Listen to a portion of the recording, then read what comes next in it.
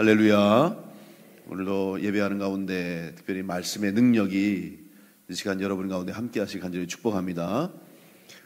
지난주 목요일까지 2주에 걸쳐서 4번의 동행 플러스를 은혜 가운데 잘 마쳤습니다.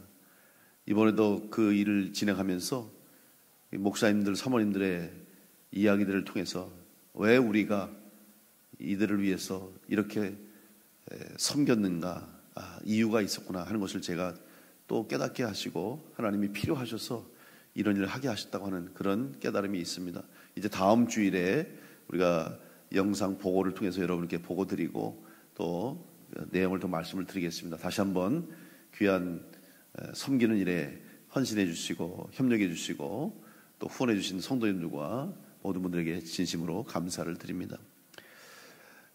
이제 우리는 사도 바울의 이방 전도의 첫 번째 설교 말씀을 지금 살펴보고 있습니다. 비시디아 안디옥에서 복음을 전함으로 이방 땅을 향한 사도 바울의 본격적인 선교 활동과 특별히 첫 번째 설교의 내용을 통해서 예수 그리스도를 통한 복음이 무엇인지를 살펴보고 있습니다.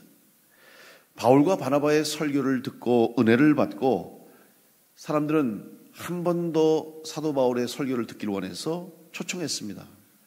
그런데 그때 얼마나 많은 사람들이 모였느냐. 그 비시디아 안디옥의 거의 모든 성의 사람들이 왔다고 할 정도로 예상치 못한 일이 일어나게 되었죠. 놀라운 기적이 일어나는 것입니다. 무엇 때문에 이런 기적이 일어났습니까? 다른 건 없습니다. 오직 복음이 선포됐기 때문에 하나님의 말씀의 능력이 나타났고 복음이 선포되는 곳에는 하나님의 기적의 역사가 나타나게 될 줄로 믿습니다. 비결은 그거밖에 없어요. 말씀이 있는 곳에 살아 역사하는 능력, 하나님이 필요하셔서 그 말씀을 선포하게 하셨고 또 그 말씀 선포되는 곳에는 생명의 역사가 일어나게 되는 것입니다. 그런데 똑같이 이제 두 번의 사도 바울의 설교를 듣게 됩니다. 두 번째 말씀을 들었지만 그 말씀에 반응하는 사람들의 태도와 그들의 모습은 다른 것을 오늘 볼 수가 있습니다. 이방인들은 사도 바울의 설교를 듣고 말씀을 듣고 기뻐했습니다. 찬송했습니다. 그리고 그 복음을 다시 한번 깨닫고 믿고 그들의 삶이 바뀌어졌고 그들이 구원받은 성도가 되었습니다. 하지만 유대인들은 두 번째 바울의 설교를 듣기도 전에 이미 그들의 마음은 시기와 질투로 가득 차서 사도 바울의 설교를 듣기도 전에 사도 바울을 비방했습니다. 반박했습니다. 반발했습니다. 이유가 무엇입니까? 사도 바울의 설교가 달라졌습니까? 지난번 설교와 다른 내용입니까? 사도 바울의 태도가 달라서일까요? 아닙니다. 사도 바울은 동일하게 똑같은 복음의 말씀, 온전한 하나님의 말씀을 전했을 뿐입니다. 달라진 것은 바로 유대인들의 태도요, 그들의 자세였던 것이죠. 결국 사도 바울의 설교를 듣고 유대인들은 스스로 영생을 얻지 못할 자처럼 생각하고 행동했습니다. 그러나 바울과 바나바는 그들의 태도와 반응에도 연연하지 않고 주저하지 않고 담대하게 복음을 전했습니다. 어떻게 그럴 수 있습니까? 심지어는 오늘 말씀 보니까 유력한 유대인들의 돈 많은 귀부인들이나 힘 있는 사람들, 그 지역에 모든 영향력을 줄 수 있는 사람들을 부추겨서 사도 바울을 내쫓아 버렸어요. 그래도 사도 바울과 바나바는 조금도 두려워하지 않고 끝까지 복음을 전했다는 사실을 오늘 보게 되는 거죠. 이유가 무엇입니까? 바로 그것은 하나님의 일을 하는 것 때문에. 자기의 일이 아닙니다. 바울의 일이 아니었고 바나바의 일이 아니었습니다. 오직 하나님의 일이라고 하는 믿음, 주님의 일이라고 하는 그 확신 가지고 했기 때문에 그들은 어떠한 상황 환경 속에서도 흔들리지 않고 복음 전하는 일에 쓰임받게 됐어요. 오늘 우리 성도들, 여러분이 주님의 일을 할 때 어떤 자세를 가져야 됩니까? 우리가 생각할 때 환경이 주어지고 여건이 주어지고 모든 것이 다 갖춰졌을 때 헌신하고 충성하는 것이 아니라 하나님이 필요하실 때 하나님의 방법대로 여러분 쓰임받았음을 믿고 기쁨으로 그 일에 쓰임받는 여러분 될 수 있기를 간절히 축복합니다. 바울이 전한 복음을 듣고 오늘 이방인들과 유대인들은 이렇게 서로 상반된 모습을 보이고 있습니다. 결국 유대인들은 복음 전파의 결과로 구원을 받고 영생을 얻어야 할 복을 받아야 함에도 불구하고 오히려 영생을 얻지 못할 자의 모습을 보여주고 있습니다. 이 일은 그들 스스로 자처한 일이었습니다. 다시 말하면 복음 듣고 구원받은 사람들에게 주시는 하나님의 은혜와 복을 스스로 포기해버리고 말았습니다. 우리가 이 세상에서 복을 받는 것은 무엇입니까? 특별히 그리스도인으로 하나님의 자녀로 복을 받을 수 있는 것은 하나님의 말씀을 듣고 믿고 살아갈 때 우리는 복받는 자로 살아가게 될 줄로 믿습니다. 우리는 세상의 복과는 다른 복을 이야기하는 거예요. 교회 나와서 복받았다고 얘기할 때 물론 우리의 삶 가운데도 하나님 주시는 복이 있죠. 그런데 그 복이 우선이 아니에요. 세상적인 기준으로의 복, 물질의 복, 건강의 복, 또 성공의 복, 여러 가지 자녀의 복, 이런 세상에서 원하는 복이 있죠. 우리가 이것을 얻기를 원치 않는다거나 혹은 그걸 얻는 것이 잘못된 것은 아닙니다. 그런데 그것이 바로 성경에서 말하는 진짜 복이 아니라 진정한 복은 바로 하나님이 주시는 복이요, 말씀을 듣는 자에게 주시는 복을 먼저 받아야 그리고 나면 하나님이 나머지 것들은 채워주시고 나머지 것들은 하나님이 알아서 주시는 것이지 그것을 먼저 우리의 우선적인 복으로 생각해서는 안 되는 것입니다. 성경에 보면, 특별히 요한계시록에 보면 말씀이 전해질 때 누가 복을 받는지에 대해서 기록하고 있습니다. 요한계시록 1장 3절에 보면 이 예언의 말씀을 읽는 자와 듣는 자와 그 가운데에 기록한 것을 지키는 자는 복이 있나니 때가 가까움이라, 이렇게 기록하고 있습니다. 이 예언의 말씀에 대한, 특별히 말씀을 듣고 복을 받는 사람에 대해서 세 가지 종류의 사람을 오늘 언급하고 있죠. 먼저 이 예언의 말씀을 읽는 자가 복이 있다라고 말합니다. 여기서 읽는 자는 무엇을 의미합니까? 그 말씀을 선포하는 거예요. 지금 사도 요한은 이 요한계시록을 서신으로 기록해서 소아시아의 7교회에게 보냈습니다. 특별히 소아시아 지역의 7교회 사자들에게 이 편지를, 서신을 보내고 예언의 말씀을 읽게 했습니다. 7교회는 무엇을 상징하는 것입니까? 주님 다시 오실 때의 마지막 날 이 땅의 모든 교회를 의미하는 것이에요. 그리고 주의 사자들은, 7교회의 사자들은 바로 주의 말씀을 선포하는 주의 종들을 의미하는 것입니다. 따라서 제일 먼저 말씀이 선포되고 말씀을 읽는 자가 복이 있는데 그 사람이 누구냐? 바로 하나님 말씀을 선포하는 주의 종들입니다. 주의 종이 받은 복이 무엇입니까? 목사님들이, 전도사님들이 강단에서 말씀을 선포하는 주의 종들이 무슨 복을 받았습니까? 명예를 받았습니까? 권력을 얻었습니까? 아니면 세상에서 누리고자 하는 모든 것들을 다 받았기 때문에 복입니까? 아닙니다. 가장 큰 복은 먼저 하나님의 말씀을 받은 복인 줄로 믿습니다. 목사의 권위가 무엇인지 아십니까? 여러분, 성직자들에게 권위가 있다고 하는데 주의 종들에게, 목사에게 권위가 뭡니까? 목사의 지식이 권위가 있습니까? 아닙니다. 목사에게 있는 힘이, 세상적인 권력이 있습니까? 아닙니다. 그럼 목사에게는 명예가 있습니까? 그 명예가 누가 주는 거예요? 목사는 아무것도 없어요. 목사의 권위는 없습니다. 오직 목사의 권위는 무엇이냐면 하나님 말씀으로부터 오는 권위인 줄 믿습니다. 목사가 선포하는 말씀, 주의적인 선포하는 말씀이 권위가 있는 것이지 목사 자체가 권위 있는 게 아니에요.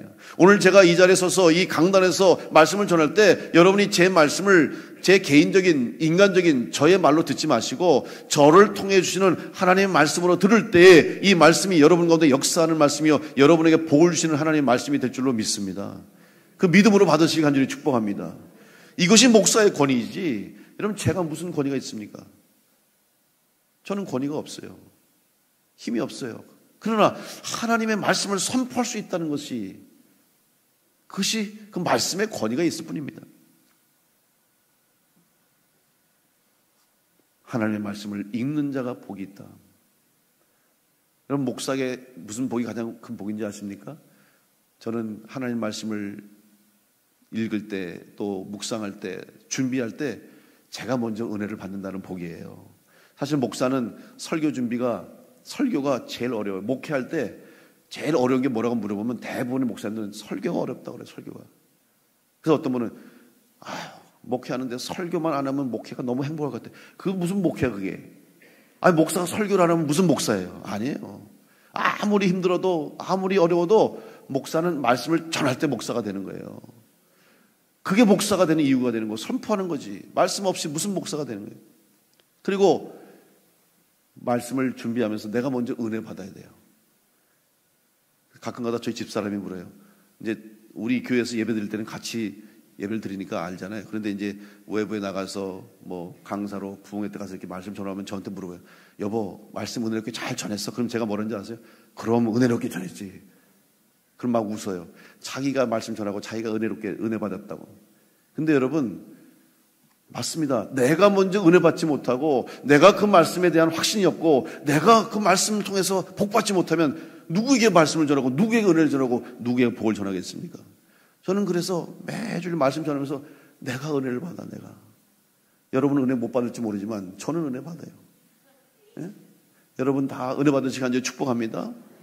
지난주도 말씀드렸죠. 설교는 누가 전하든 내용이 어떻든 다 은혜 받아야 되는 거예요. 왜?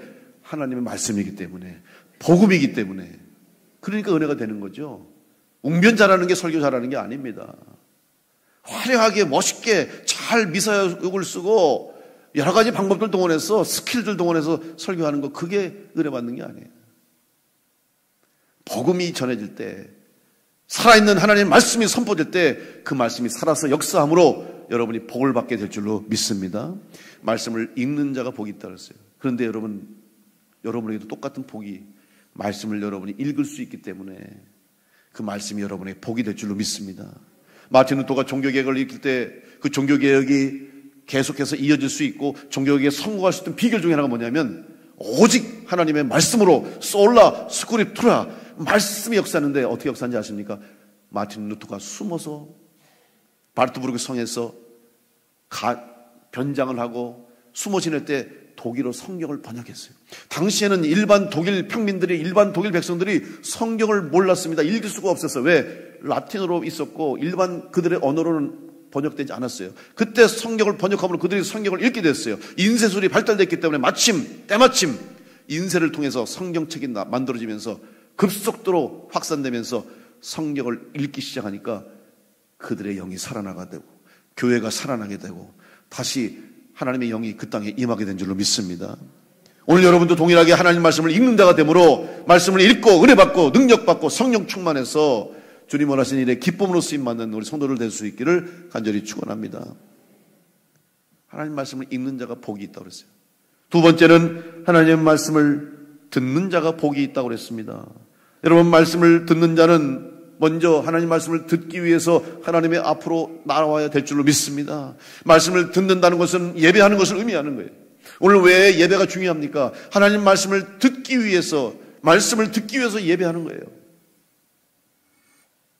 나오지 않고서는 들을 수 없잖아요. 만나지 않고서는 그 사람의 말을 들을 수가 없는 것처럼 여러분이 하나님 앞에 나와서 예배함으로 하나님 말씀을 듣고 선포된 말씀을 듣고 살아있는 레마의 말씀이 나에게 주시는 하나님 말씀으로 믿어질 때 여러분의 삶이 바뀌고 여러분의 인생이 바뀌고 여러분의 기도가 응답되고 삶에 놀라운 하나님의 축복이 임하게 될 줄로 믿습니다.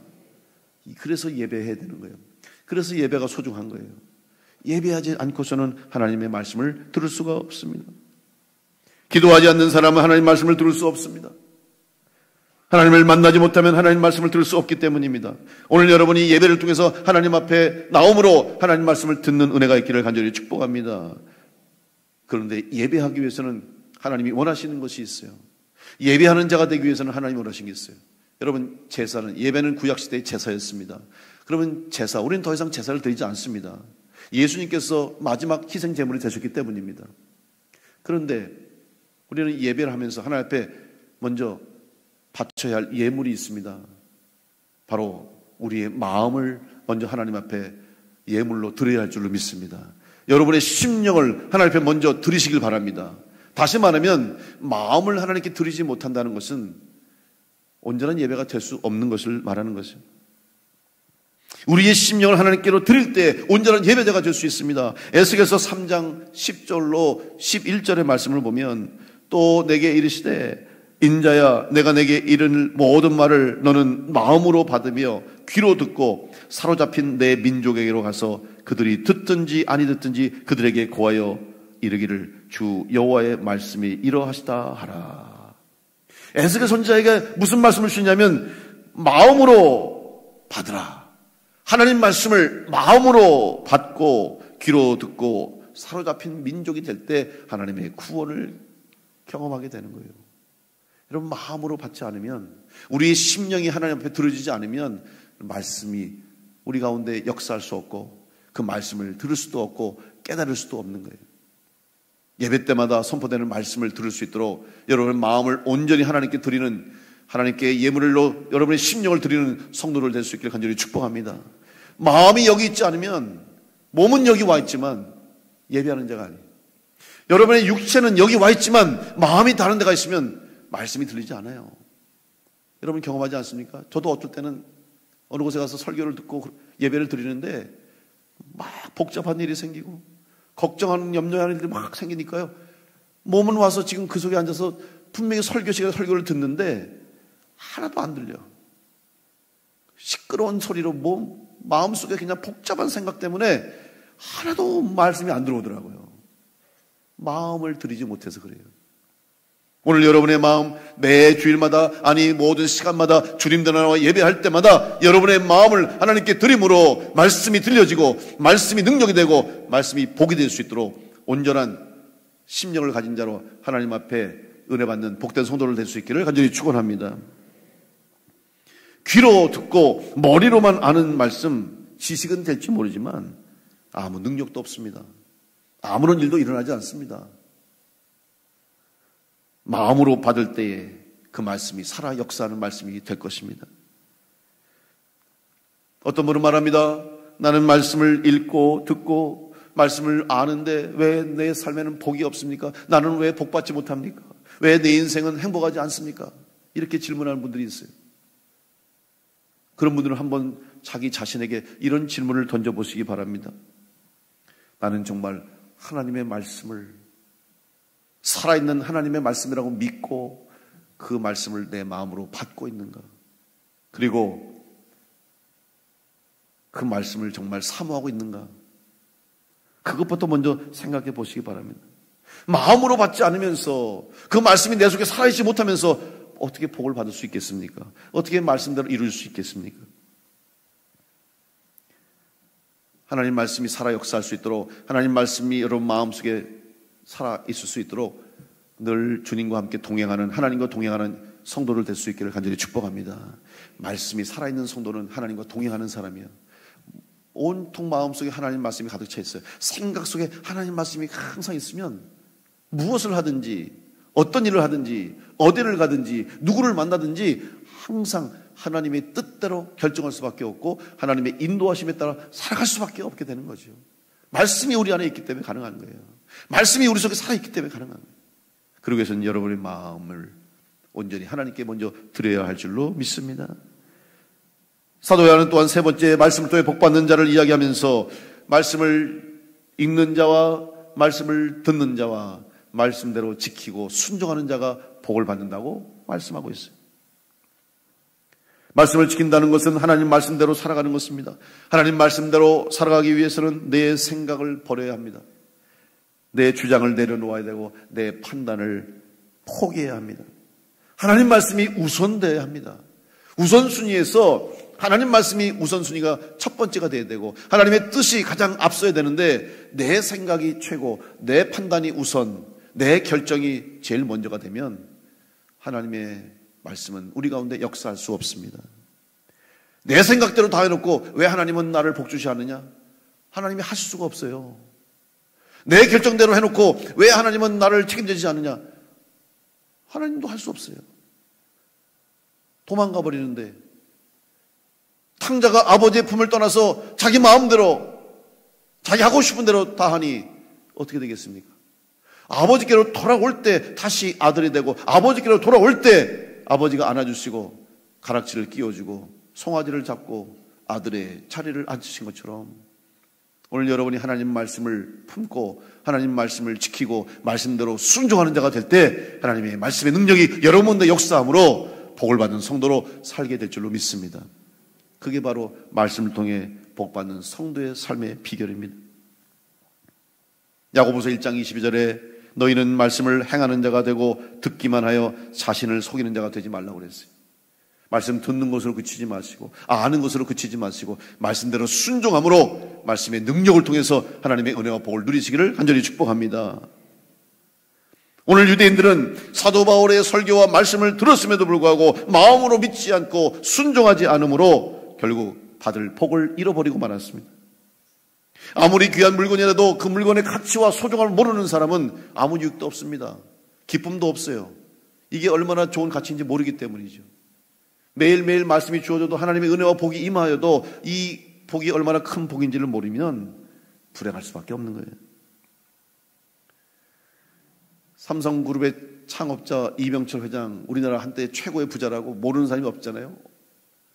삼척동자도 다 알 때, 저도 어렸을 때 이병철 회장, 이병철, 내가 뭘 이병철을 압니까? 본 적도 없는데 이병철 애들끼리 막 그래요. 최고 부자라고.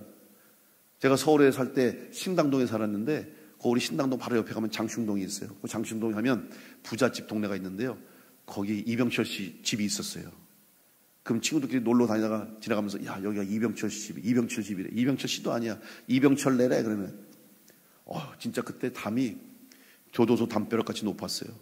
그리고 위에 뭐가 있어. 뭐 카메라 이상한 게 저게 뭔가 하대. 지금 생각해보니까 그게 CCTV야. 그게 1979년도, 1980년도예요. 그때 CCTV가 있었더라고요. 그때는 뭐 CCTV가 뭔지도 모르실 때 아닙니까? 그 정도로 잘 살았어요. 근데 뭐가 부러웠겠습니까? 우리나라 최고의 부자인데, 근데 이병철 씨 자서전 보니까 부러워하는 이야기를 하더라고요. 근데 뭘 부러워하냐? 자기 자서전에 보니까, 그 사람 자서전에 보니까 한 번은 차를 타고 지나가다가 야, 참 저 사람이 나는 부럽다. 그 말을 했대요. 근데 그게 누구냐면 건축 공사 현장을 지나가는데 거기에 일용직 노동자들이 일을 하다가 새참을 먹는데 앉아가지고 국수를 먹는 거예요. 국수를 우리도 매주 국수 먹잖아요. 예, 그래서 국수 먹을 때 어떻게 먹어요? 한 젓갈 시원하게 먹는 사람이 있으면 어때요? 아유 밥맛 없어 그러잖아요. 그냥 국수는 그냥 한 입 넣어가지고 그냥 먹어야 되잖아요. 또 요즘 먹방 하는 사람 보니까 먹을 때도 소리를 끊어지지 않게 이렇게 먹더라고요. 그렇게 먹어야 또 맛있대. 근데 실제로 또 맛이 그런 거예요, 여러분. 오늘은 국수가 없습니다, 여러분. 죄송합니다. 다음 주에 국수 드실 때, 다음 주도 없나? 네.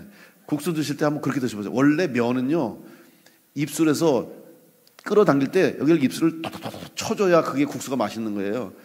아니, 제 얘기가 아니라 그건 내가 책에서 배웠어요. 원래 국수라는 음식 자체가 우리에게 그런 즐거움을 주는데, 먹는 즐거움 중에 입술을 탁 치면서 먹는 그런 즐거움인데, 이병철 회장이 그 국수 먹는 거 보고 먹고 싶다. 아니, 그 사람이 돈이 없겠습니까? 뭐가 부족해서 남 국수 먹는 게 부러워요. 왜냐하면 이병철 회장이 건강이 좋지 않은데 특별히 그분이 위가 안 좋았대요. 그래서 밀가루를 잘 소화를 못 시키는 거예요. 그러니까 그냥 국수를 먹으면 늘 밀가루 먹으면 속이 더부룩하고 그러니까 못 먹는 거야. 그러니까 그냥 자기에 비하면 하루 먹어, 하루 벌고, 하루 먹고 사는 사람인데도 불구하고 그 맛있는 국수를 먹는 게 너무 부러운 거야. 그게 너무 행복해 보이는 거예요. 여러분, 일상의 삶에서 우리는 감사와 행복을 찾아야 될 줄로 믿습니다. 우리는 이미 코로나 때 경험했지 않습니까? 우리가 살아가면서 나도 모르게 매일매일 자연스럽고, 아니 당연하게 생각하는 것이 당연한 것이 아니고 이것이 은혜요, 이것이 축복이라는 그 사실을 우리가 경험했잖아요. 여러분, 제 집사람이, 제 아내가 벌써 항암을 시작한 게 1년이 넘었어요. 지난해 11월에부터 항암 시작했거든요. 근데 벌써 항암을 다 끝내고 수술도 하고 방사선까지 지난 8월 달까지 다 끝냈어요. 여러분 기도해 주셔서 은혜 가운데 잘 마치고 지금 그래도 같이 예배드리고 집에서 같이 생활하고 일상의 삶을 살아가고 있어요. 물론 계속 조심하고 이제 계속 관리해야 됩니다만은, 제가 집사람과 항암을 하면서 1년 동안 지내면서 우리 둘이 깨달은 게 뭐냐면, 우리가 하나님이 주신 은혜 중에 받은 복을 복이라고 여기지 못한 게 너무 많다는 걸 깨달았어요. 하루 세끼 밥 먹는 거, 맛있게 밥 먹고 잠 잘 자고 매일매일 살아가는 거, 사람 만나는 거, 이게 얼마나 은혜요 복인지를 잊고 살았어요. 그리고 어쩌다가 기회가 돼서 카페 한번 가서 차 한잔 마시면서 경치 좋은 데서 있으면 얼마나 행복한지. 이게 당연한 게로 생각하면 당연한 게 아니더라고요. 사랑하는 가족들 만나서 같이 식사하는 거, 친구들 같이 만나서 웃을 수 있는 거, 성도들과 같이 만나서 예배할 수 있는 거, 기쁘게 맞이할 수 있는 거, 여러분 모든 게 다 하나님의 은혜요 복인 줄로 믿습니다. 오늘 여러분이 이 자리에 나오신 거 복입니다. 오늘 여러분이 발걸음을 옮겨서 주의 전에 나오는 거 복이에요. 음식을 먹을 수 있는 거, 말할 수 있는 거, 찬송할 수 있는 거, 마음 놓고 기도하고 마음 놓고 예배하고 마음 놓고 섬길 수 있는 것, 여러분 다 복인 줄 알고 하나님의 은혜와 복을 잊지 않고 기억하는 성도를 될 수 있기를 간절히 축복합니다. 지금 우리나라는 큰 어려움 가운데 있습니다. 큰 위기를 만났습니다. 근데 여러분 걱정하지 마십시오. 우리나라에 수많은 교회와 성도들이 있기 때문에 하나님께서는 이 위기 속에서, 이 어려움 속에서 다시 우리나라를 새롭게 하시려고 하는 계획 속에서 이 일을 진행하실 줄로 믿습니다. 대한민국 역사 속에서 우리 교회와 성도들이 얼마나 중요한 일과 역할을 했는지 우리는 잊어서는 안 됩니다. 한국 기독교의 역사는 또한 대한민국 근대 역사 속에 있어요. 특별히 한국 독립의 역사를 보세요.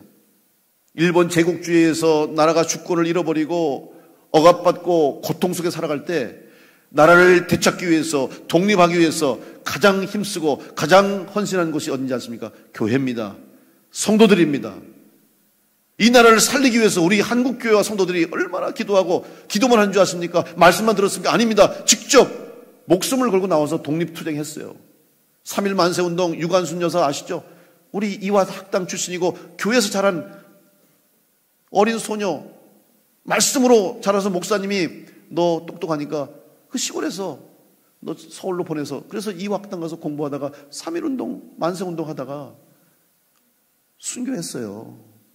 그뿐입니까? 독립운동 시작할 때 상동교회 에벗 청년회, 에벗이라고 하는 것은 웨슬리 목사님의 이 런던에 있는 지명 이름입니다.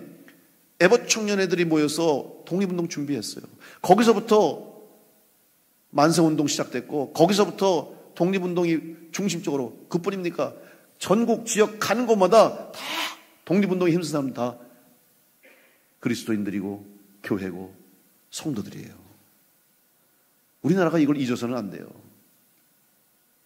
교회에 대해서 비난하고, 물론 교회의 잘못, 일부 성취자들의 잘못된 죄악된 행동, 또 그리스도인들의 소금과 빛이 되지 못하는 그런 잘못된 일들을 비난하고 비판하는 거 어쩔 수 없습니다. 그러나 분명한 것은 우리 한국 교회와 기독교가 이 나라를 오늘 여기까지 올 수 있도록, 여기까지 이렇게 부강하게 할 수 있도록 하는 밑거름 속에, 그 과정 속에 한국 교회가 없었으면 안 된다는 사실을 절대로 잊어서는 안 되는 거예요. 저는 정치인들이, 이 나라를 이끌어가는 지도자들이 그걸 바로 알아야 돼요. 여러분, 정당을 떠나서 정치적인 판단을 떠나서 좌든 우든 상관없이 우리 한국 교회가, 기독교가 우리나라를 위해서 한 일에 대해서는 바르게 평가하고 바르게 알아야 될 줄로 믿습니다. 특별대우 해달라는 게 아니에요. 특별히 교회를 알아달라는 게 아니에요. 있는 그대로 알아야지. 왜 그것을 숨기고 폄하하고 없는 것처럼 이야기하고 왜 숨깁니까? 아닙니다. 있는 그대로 얘기해야죠.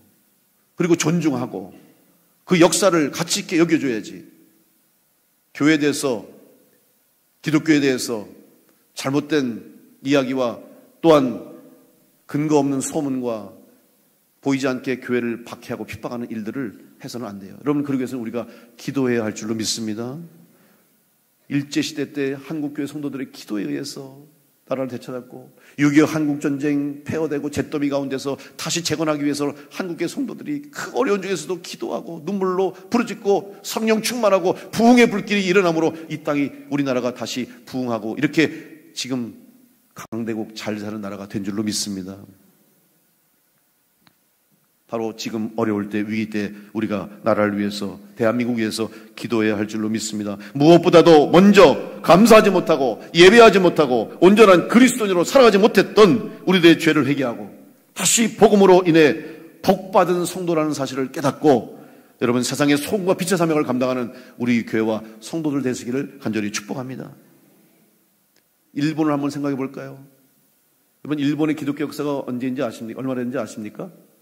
일본은요, 우리나라보다 236년 전에 복음이 들어온 나라예요. 놀라시지도 않네. 10년, 20년이 아니에요. 236년 전에 1549년 예수의 선교사 프란치스코 하비에르가 일본에 도착하면서 기독교 역사가 시작됐어요. 초창기 때 정말 놀라운 부흥의 역사가 있었어요. 많은 사람들이 이 천주교 당시 이제 이 복음을 듣고 그들이 예수를 믿게 됐습니다. 곳곳마다 교회가 세워졌고요. 정말 많은 사람들이 그리스도를 영접했습니다. 가고시마 지역을 중심으로 큰 부흥의 불길이 일어났습니다. 그런데 당시 이런 일본 기독교의 부흥과 복음의 확산은 어떤 밑바닥에서부터 사실은 시작된 게 아니라 영주 그 다이묘라고 하는 그 성의 주인들이라든지 지역의 우두머리들에 의해서 전파됐고 전도됐어요. 일본은 여러분 우리나라보다 더 철저하게 사실은 그 신분 그 다음에 계급이 있는 사회거든요. 그래서 지금 사실 일본 정치가 우리나라 정치보다 민주적이지 못해요. 아직도 여전히 그 속에 그런 조직이 있고 그런 체계가 있거든요.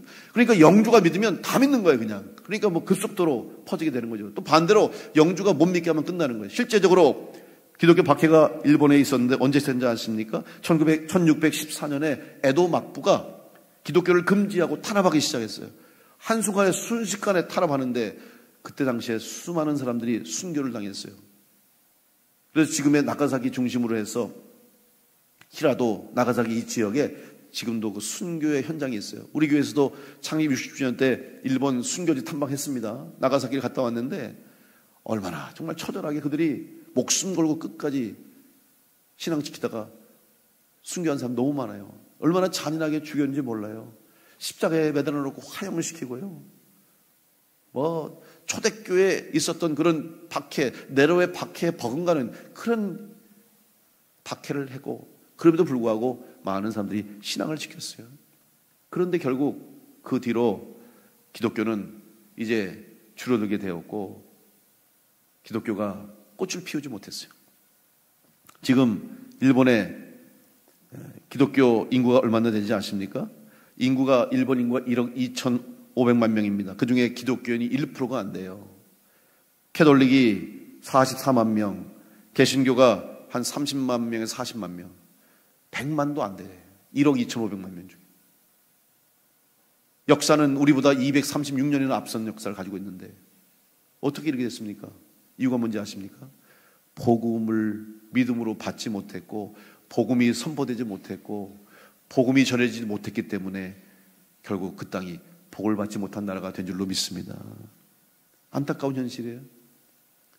우린 지금 눈으로 보고 있지 않습니까? 여러분 우리 일본이 몇십 년 전만 해도 우리보다 앞선 게 모든 게 앞섰잖아요.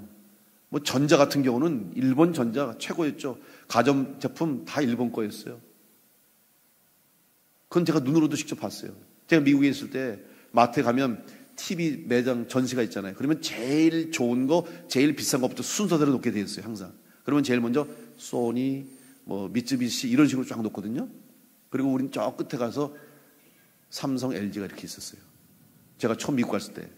그런데 제가 미국 돌아올 때요, 제일 앞에 LG, 삼성이 놓여 있더라고.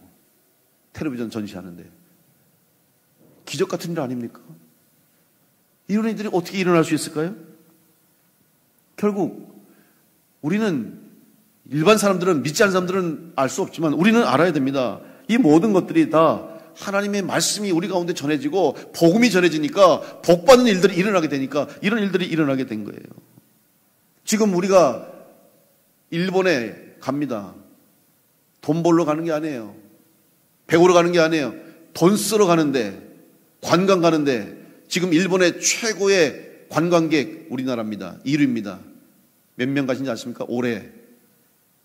올해만 해도 우리나라 720만 명이 일본 관광 가세요. 놀라시지도 않네. 720만 명. 1위에 1위. 뭐하러 갔냐고? 돈 쓰러 갔어요. 놀러 갔어요. 일본에. 2위는 중국인데요. 중국은 583만 명이에요. 중국 인구가 얼마나 많습니까? 우리는 인구 거기 비교도 안 되잖아요. 그런데 720만 명이 일본에 돈 쓰러 가는 거예요. 여러분, 일본 문화가 우리나라에 들어오면 우리 문화가 다 사라진다고 걱정해서 문화를 교류 안 했어요. 그죠? 얼마 안 됐어요. 문 연지가. 제가 80년대, 90년대 초만 해도 일본 갔을 때 일본 뭐 CD 혹은 일본 이런 영상 이런 거는 다 못 갖고 다 뺏겼어요. 그것 때문에. 지금 교류하고 나서 물론 지금도 일본 뭐 영상, 문화, 음악 다 들어오지만 어떻게 됐어요? 한류가 지금 일본을 완전히 휩쓸었어요. 우리 한국 영화, 한국 음악, K-팝, 일본 팬들이 난리가 나요. 그리고 그 사람들이 지금 한국에 우리 아이돌 보러, 콘서트 보러 와요. 우리 얘나 친구도 일본에 가 있는데 한 1년에 한 두세 번씩 와. 왜 오는지 아십니까? 콘서트 보러. 주말에 한 2박 3일 와가지고 돈 내고, 자기 돈 내고 비행기 표 끊고 와가지고 호텔에서 먹으면서 콘서트 보고 하는 거예요. 그런 사람이 한둘이 아니에요. 또 영화배우, 유명한 배우 보러 오고 그 영화 촬영한 곳에 가서 사진 찍고 가고, 이렇게 될 줄 누가 알았겠습니까? 우리나라가 잘 살아서 됐습니까? 누구 때문에 잘 살게 된 것은? 여러분, 하나님이 우리나라에 말씀을 전파해 주셨고 하나님의 말씀이 우리나라에 들어오므로 그 말씀을 통해 주시는 복이 우리 가운데 임하게 된 줄로 믿습니다. 다시 한번 여러분을 통해서 주시는 하나님의 말씀을 받고 그 말씀을 듣고 읽고 받는 자에게 주시는 복이 우리 가운데 있음을 믿고 이 땅 가운데 하나님의 말씀을 통해서 다시 한번 살아나는 역사가 있기를 간절히 축복합니다. 자만해서는 안 됩니다. 다시 한번 우리가 나라와 민족을 위해서 기도해야 합니다. 다시 한번 우리에게 복음이 전파된 것이 얼마나 큰 은혜요, 복이 된다는 사실을 깨닫고 이 복을 잃어버리지 않도록 오히려 더 나아가서 이 축복을 전하는 축복의 통로가 될 수 있도록 말씀 가운데 거하는 성도를 될 수 있기를 간절히 축복합니다. 그렇지 않으면 더 이상 이 복은 우리의 복이 될 수 없음을 여러분 기억하시고 두려운 마음으로 하나님 말씀을 읽고 듣고 받는 자가 되시기를 간절히 축원합니다. 오늘 바울과 바나바는 유대인들에게 말씀을 전했음에도 불구하고 유대인들은 그 말씀을 거부하고 반박하고 비방함으로 말미암아 말씀을 통해 받는 복을 잃어버리고 말았어요. 오히려 말씀 전하는 바울과 바나바를 쫓아내버린 유대인들을 향해서 사도 바울은 발에 티끌을 털어냈어요. 결국 그 일로 말미암아 유대인들은 어떻게 됐습니까? 예수 그리스도를 십자가에 못 박고 죽인 민족이 누구예요? 유대인이에요. 이거는 이제는 바뀔 수가 없는 거예요. 유대인들에게는 영원한 꼬리표가 달린 거예요. 예수 구세주를 십자가에 못 박아 죽인 민족, 죽인 사람, 유대인이라고 하는 불행한 이름표를 달고 말았어요. 왜? 복음을 믿지 않고 듣지 못했기 때문에 주실 복과 은혜를 잃어버리고 말았습니다. 마태복음 10장 14절로 15절 말씀에 누구든지 너희를 영접하지도 아니하고 너희 말을 듣지도 아니하거든 그 집이나 성에서 나가 너희 발에 먼지를 떨어버리라. 내가 진실로 너에게 이르노니 심판날에 소돔과 고모라 땅이 그 성보다 견디기 쉬우리라. 사랑하는 성도 여러분, 하나님의 말씀을 들음으로, 말씀을 받음으로, 말씀대로 순종함으로 받을 복을 누릴 수 있길 바라고, 불행하게 그 말씀을 거부하고 듣지 않고 불순종함으로 바나바와 바울이 그들 앞에서 먼지를 떨어버린 것처럼 우리 앞에 임할 은혜와 복을 놓치는 일이 없도록 간절하게 더 사모함으로 하나님 말씀을 듣고 은혜 받고 말씀대로 순종해서 약속하신 은혜와 복을 누리는 복된 성도와 우리 교회가 되기를 간절히 축복합니다. 주의 말씀이 더욱더 우리나라에 퍼져나가야 될 줄을 믿습니다. 우리 교회를 통해서 충주 땅에 복음이 전해지고 구원의 소식이 선포되어야 될 줄 믿습니다. 예수가 그리스도이시고 예수가 메시아임을 전해야 할 사명이 우리에게 있음을 기억하시고 먼저 우리부터, 나 자신부터 이 말씀을 듣고 받고 말씀을 받음으로 복받는 자가 될 수 있기를 간절히 축복합니다. 찬송 소리와 기도 소리가 전국 방방곡곡에서 흘러넘쳐야 합니다. 무엇보다도 진정한 그리스도인들이 이 어두운 세상을 비추고 맛을 잃어가는 우리 사회를 살리고 소금의 글을 감당할 수 있도록 먼저 우리 교회와 여러분 한 분 한 분이 말씀의 능력을 체험하는 성도로 말씀에 응답받고 말씀으로 복음으로 복받는 삶을 살아감으로 이 땅을 변화시키는 귀한 은혜가 있기를 간절히 축복합니다. 바로 지금이 그때입니다. 여러분 깜깜하다고 걱정하지 마십시오. 해가 뜨기 위해서는 가장 짙은 어둠이 있어야 돼요. 가장 짙은 어둠이 지나고 나면 해가 뜨는 것처럼 고난을 주시고 시련을 주시고 어려움을 주시고 위기를 주신 것이 우리에게 새로운 기회요 은혜요 축복이 됨을 믿고 이럴 때 바로 다시 한번 우리 대한민국의 교회와 성도들, 특별히 우리 충주남부교회와 성도 여러분들이 이 마지막 때 복음을 통해 주시는 하나님의 은혜와 복을 전할 수 있도록 먼저 여러분이 그 복받은 사람들의 증거가 될 수 있도록 복음을 통해서 받는 복이 무엇인가를 알릴 수 있도록 가장 먼저 복을 받는 자로서 하나님의 말씀을 사모하는 자로서 믿음으로 승리함으로 하나님께 영광 돌릴 수 있기를 간절히 축원합니다. 말씀이 육신이 되어 오신 예수 그리스도, 바로 예수 그리스도가 나의 구주임을 고백할 때 그 말씀의 능력이, 말씀해 주신 복음의 능력이, 복음을 듣는 자에게 주시는 축복이 오늘 우리 가운데 이 마음을 믿고 더욱더 말씀을 사모함으로 더욱더 말씀을 가까이 함으로 은혜와 복을 누리는 성도를 다 될 수 있기를 간절히 축원합니다.